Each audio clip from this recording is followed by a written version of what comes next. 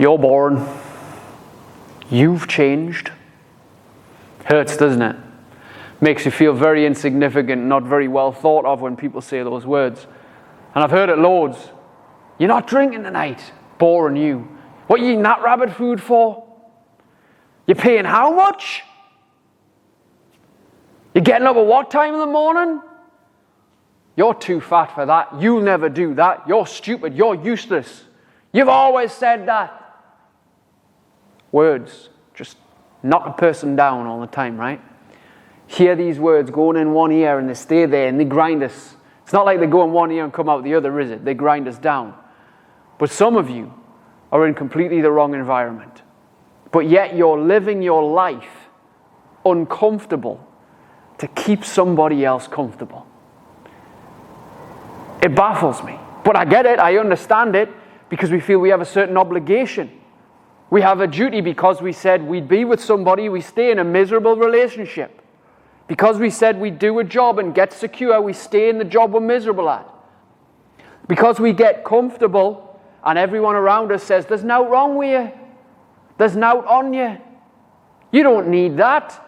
We comfort eat because it's normal. And we get fat and more sick and more tired. But because the nation is that way, it is acceptable. And so we fall in the trap of just agreeing with other people, even though we might want to break free and feel a little bit more freedom. We just conform to what other people want us to do, what we believe we should do, rather than what we deeply desire. Because I believe you've got some deep desires that you won't tell anybody about. I think maybe you desire a really high level of self-confidence.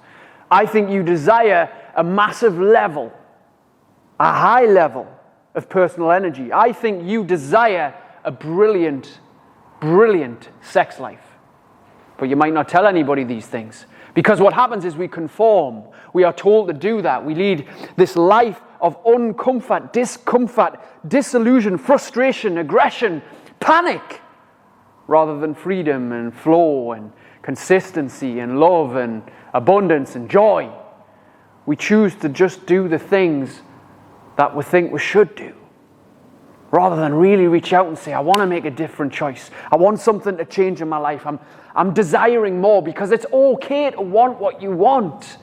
Don't put a lid on it. Don't conform and hide away and keep this desire inside. Let yourself express it, whatever it may be. If I was to use an analogy here, I would kind of imagine this to be like a sheep dating a pig. Many of you are like that. You are a sheep dating a pig. And if you think about this in your head, this idea of if you put a sheep in a big, big pile of mud, the sheep wouldn't know what to do. It would be clamoring to get out. It would want to go back in the field and be with its other sheep. Yet you put a pig in the mud, it would be lapping it up. It would be having the best time of its life. So if you're a sheep and you're dating a pig and you're in completely the wrong environment, right? The pig gets on with his stuff, cool. You go and get on with your stuff. This is what the importance is when I'm talking about environment. Being around the right people who lift you up, who encourage you, who support you, who don't doubt you and say, what are you doing this for? What are you doing that for? This is this. This is that. Fucking shut up. Do what you want to do, not what you think you should do. It's your life. You make the decisions. You make the choices. So if you like what you've just seen and you'd like to download a free copy of my audiobook, How to Stop Overthinking, then head over to overthinkingaudio.com now to grab your free copy to listen to straight away.